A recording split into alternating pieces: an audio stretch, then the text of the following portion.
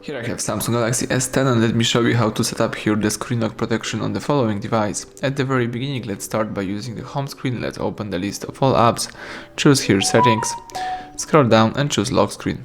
From the following options, you need to find and select screen lock type. And here you can use pattern, pin, password, or also some biometric ones like the face or fingerprints. In my case, let me use the standard pattern. Let's choose your pattern, tap continue, and let's do it again just for confirmation. Tap confirm. Here you can set up some notifications. In my case, let me leave everything as the default settings. Tap done. You can also use the following feature. Let me choose continue, and here you can set up the backup pattern in the Samsung account. In my case, let me skip it, let me don't do it.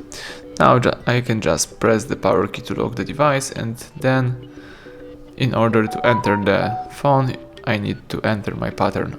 So that's it, everything went well, thank you for watching, please subscribe our channel, leave thumbs up under the video.